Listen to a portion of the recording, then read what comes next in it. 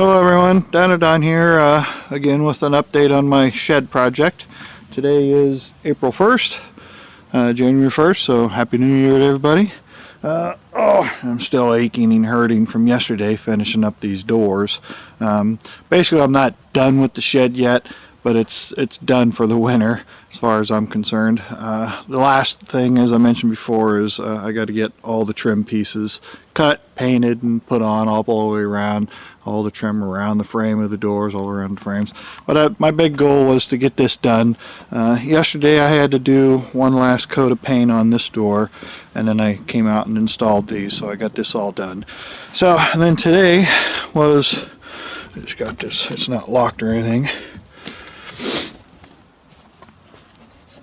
Swing in open. As you can see, I got some stuff in here. Let me get this latch down here. One second, it's a little tight. Alright, get this thing, got my little latch there that just goes into a hole there on the floor. Get this open so we can see some light in here. So there's the winter storage for the Corsair project. The door wants to swing open on me. But with the doors wide open, I've got 8 feet between these frames, here and here. You can see I started put some stuff in here. There's the ramps to get the plane up in here over the stepped area. Now my biggest problem was right there, that thing, because you can see it's pretty much right in front of the door. I had to bring the plane in through here, get the tail in, and we had to pick it up and move it over, put some wood across the top of this mess here, but it took me and my neighbor, come over, Eric, across the street and helped me get this in here. But we spent a good hour trying to finagle this plane into here. One of the other problems was literally it just wanted to sink right in the ground wherever you stopped. It was just, I mean, a big rut there. I mean, damn near put my whole foot in that thing. That's just the weight of the plane on setting there, just sunk in. But we managed to get it in here. There's not much lighting back here, but the tail of the plane's on this side. Was able to get the gyro in there, which made it a little more difficult to finagle the plane back in there. I went ahead and started putting some of the car parts that I needed to just get out of the way up in there, and a couple more items up in here. It's hard to see, but that hit her. And then I brought some of the stuff out, get it out of my garage. I don't think I need the table saw this weekend. I got my push mower and pressure washer and a bicycle. I've got a lot more stuff I can put out here, but basically this is where I'm at. You can see it just fit in, and it was a snug fit. I mean, it was really close to the propeller. This wall's like 6 foot 4.5 inches to the bottom of those.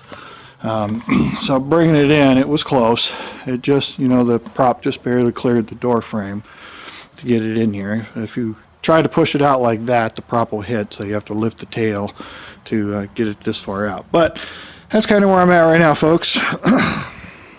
So that's pretty much it for this, for the winter. It's going to stay there. You're not going to see any more Corsair videos over the winter. Yesterday it started out pretty decent. It was warm. I mean, of course, Wednesday, Thursday, and Friday were perfect days to be out here working. But I had to do my Uber driving on those days. And then I came out yesterday, finished up this door, and got them hung. And then today I just got the neighbor help me bring all this stuff out. So it should be good for the winter in there, unless it gets enough snow, and hopefully the roof won't collapse in on the damn thing and smash it to the ground. But that's where it's going to stay till spring. Unfortunately, I'm going to have to try and get rid of this. This was an old ash tree that those Japanese beetles came and just destroyed all the ash trees in the area. And these roots are just, I've been slowly burning it away, but I really need to get in here with something and dig them out, because I know these damn roots are going to probably go clean underneath the shed. It's a big footprint that tree had, and it wasn't that big of a tree. So, but it was ash. So that's where we're at. Let me bring you, I wanted to get this video in because you can see the weather. It's only like 3:30 in the afternoon. It was getting kind of dark out here. I figured I'd get that in, get this video made before it gets too dark. Get it up tonight. So I'll show you then what I got left in here. Get over here where you can see. So this is where the gyro and the plane used to be. So it took some of the stuff out. So now I'll probably end up bringing the Mustang over this way a little bit, just give me some walking room on the other side. That's all the wood again down there on the floor for the trim, which all needs to be cut to length and sizes and angles, and then primed and painted, and then they'll be ready to go on. But that'll probably wait till the spring. I don't really need to get into that this winter. It's not going to make it any drier in the shed. It's pretty good. So now my goal is to get back on this project. Again, if people aren't familiar with Fox bodies, this is a 1983 Mustang. It was originally a 4-cylinder car, and then I cut the roof out of it, bought a donor car that had T-tops, and I'm putting the whole T-top assemblies, swapping this whole car over. And then this will be a twin turbo carbureted, 302, 306 basically, with twin turbos capable of 1,000 horsepower if you turn it all the way up. So see, now I finally got some room in here again. Some of this stuff could go out in the shed, but it doesn't really need to. It's out of my way for now. This box can go out there, but it's heavy. I need a dolly just to move that damn thing. And then like a refrigerator dolly, because it's kind of heavy. I try to pick it up, I'll just tear my back up. But what I'm going to do now is, first of all, I need to clean up my mess from working on a car recently. But I'm going to finish this project here. Get this, come on, focus. Camera's probably starting to fog up some from the temperature. Come on, open up. There we go. Before the motor, this really super fine glass beads works its way up through the seals in the motors and get the motor fills with water, and then the bearings filled up with the glass beads, and it just locked up the motor. So I'm going to use that little, I think it's a 1/2 horse motor, and I'm going to mount it, as I mentioned before, on the side of this thing to where it can be slid in and out of there with the motor and the shaft drive down into the water. So the motor will never be in the water again, and that's a 1/2 horse, and I think it's a 3,400 RPM, so it should be more than enough to spin that pump up, and it should have as much flow as before. But I need to get this working so I can clean some stuff up. But my main goal is to get back on this. I do have another gallon of this stuff to put down. This is a sound deadening material. I sprayed this in with like a bed liner spray or an undercoating gun. I think this next gallon, I bought 2 gallons, so I'm just going to use it up. I'll probably roll it on and give it a smaller, finer texture than this. It won't be so coarse feeling. Again, this is my metal reinforcements for the seat brackets, because these floor pans in these older Fox bodies are real thin, and this was all busted out. I had to weld this all back up. It wasn't rusted, it just cracked all up. It was all busted up. And then I welded these in for stiffeners. Again, I welded in these big heavy plates. These are like 90,000 steel, all welded in and around. And then on each side here, this is a steel plate reinforcement. It's kind of hard to see there. You can see it over there, the width of it right there. That's all, almost 1/8 inch, might be 1/8 inch, somewhere between 90 and 125 thousandths thick along both sides because of the T-tops. This big open here. This thing is like a springboard. It'll just bend. It wants to bend right here. It just springs, and that top wants to compress. And then you got this big open area in the back for the hatch. So that's kind of where I'm at. I need to kind of just clean up my mess here before I get going. Again, the focus.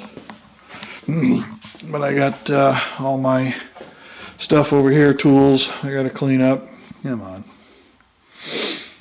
Probably just the bad lighting in here, but this is all the stuff I had out when I worked on that PT Cruiser. I got to bring my car in. I just bought oil today to do the oil change, so got to get that. Again, this is the lumber for the trim. They're 1x4s. It's a southern yellow pine treated, above ground use only, so that's all going to be cut, primed, and painted. So First thing, like I say, I need to just get this place cleaned up, get everything put away, move some things around, probably find some more stuff in here to take outside, put in the shed. The oven, again, it'll stay in here. It's too big to roll around outside with the little tires, but I'll be using that to do some more powder coating on some of these parts. But once I get rolling, like I say, I may try to slide this thing over. It only rolls basically forwards and backwards, and I did mention before that I made these wheels where I can pull the pin, take the wheel off, push the axle back out of the way, and let that set right back on the floor again, because it's, you know, it's kind of sways in the wind here. But it works really well. I'll probably just move it over a little bit, give me some room, and get back to work on this. Actually, today's the first of the year already. With the torpedo heater, I can warm this place up in 5 minutes, and I can be out here all day long as it's not a big blizzard snowstorm outside. We did get a bunch of snow last week, but not as much as they originally called for. They were looking for 4 to 8 inches. I think we got maybe 3 or 4. But then the warm weather came Wednesday, Thursday, and Friday and just melted everything. And then yesterday it's just been raining. Today it's been drizzling on and off. We just happened to get the plane in the garage into the shed before it started raining. Well, this focus is not doing so well in this low lighting. So, but I just wanted to get this video out.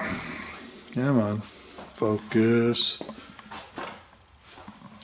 It's a combination of the cold mufflers, catalytic converters for the car, my twin turbos. There's one of the cylinder heads that's going on the car.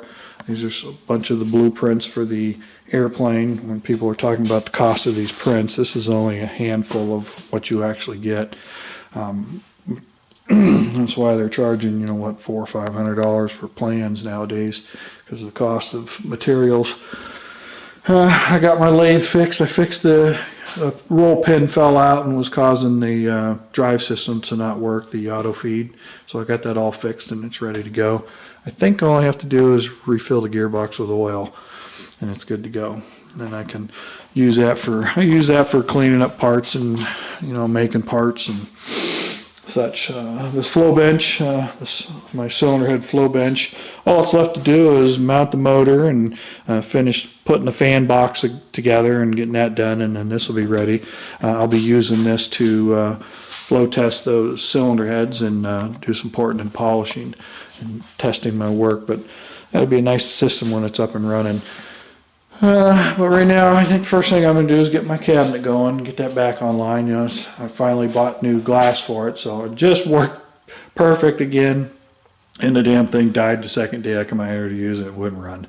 That's like the second or third pump I've tried in this system, and that one was like a $75 pump off of eBay. It worked really well, but again, that glass media is so fine, it just gets up through the seals. So I'm going to take the original pump assembly and just make a longer shaft for it and run it up and hook it up to that motor there. The bearings I bought to put in the motor, the motor still wouldn't work after I put the bearings in it. I'm just going to pull the bearings back out. They're 12 millimeter. I'll get me a piece of 12 millimeter shaft and I'll just reuse the bearings. Wherever I got that thing hiding, I think it's probably underneath somewhere. It's all tore apart in pieces, the pump, but I can use the basic housing and the impeller. It's nothing just but a stainless steel housing and an impeller and some bearings. There it is, that stuff right there. Don't need any of this. Basically all I need is this and this, and I'll make a cover that normally bolts on there. I'll probably just make a cover to come on here and a shaft, a piece of tubing to put the bearings in, and hopefully I don't know if I'll put the bearings down here, one up high, but it'd be nice if I could keep the bearings out of the water mix so they don't go bad. But the new bearings are in the motor. It spins over fine, but if you plug it in, try to turn it, it won't start on its own. The start windings won't kick it hard enough. So I'm just going to, basically all I'm going to be using is this.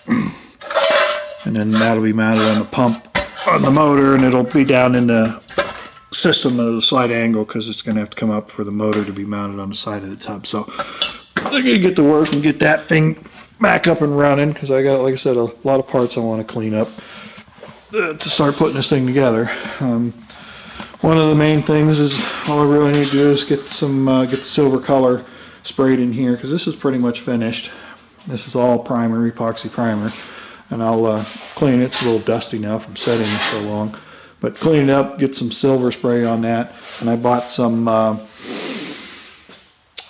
satin clear to spray on here so it's not high gloss like the rest of the car. So everything from here in will be semi gloss or satin looking. This here I can spray some on that. It doesn't really need to because I think I have the bed liner sprayed on here, but it's also epoxy primered. So that can be done. And once I get finish this second gallon of sound deadening in here, then there's really nothing to keep me from starting to put things in here. Start putting some of the bracketries and all that back in that supports up the dash, and I got to get a new firewall blanket to put in there. But the next thing, biggest thing, is getting this T-top frame put in, get her stiffened back up. The exterior of the car will come in a later time, but I'll roll in that other gallon of sound deadener. The inside is pretty much all primed. I do have the silver sprayed all up through here, so if the headliner's ever down, all you're going to see is silver, the original color of silver, even though this car is originally blue, of course. So, all right, folks, that's going to do it for this update. Just wanted you to see the Corsair and its winter resting place. It'll probably be March or April. There's times where May or June before we can get out and do anything around here. Depends on how long Old Man Winter wants to hang around. But we'll take and get that. I got to get that trunk out there cleaned up better so it'll be easier to. If I can just go straight in and out of that thing, it'd take 10-15 minutes to get that plane in and out of there. So, but now I got plenty of room. First thing I got to do is get my car in here and give it the oil change. It's due for an inspection now too, so I can't even really drive it until I get it over to I'll go to the mechanics tomorrow and see if he's got any openings this week. I really need to get her inspected before Wednesday or Thursday so I can get out and Uber for the weekend. All right, folks, as always, appreciate everyone taking the time to watch these videos. Feel free to leave any comments, questions, concerns as they come along. I'll answer them as I see fit. Sorry about some of the late replies on the other one, but it's been no big ordeal trying to get that shed finished up. So any videos you see after this are not going to be Corsair related. You're not going to see any of those until springtime now. My next video might be of me getting this cabinet up and running, and then I'm going to be working on this through the winter as time permits and money permits and weather. So, all right, folks, again, thanks for watching, and this will be the first update of the year, and appreciate everybody taking the time to watch these videos, and keep in touch, folks. So for now, this is Done or Done out, and maybe we'll see you next weekend.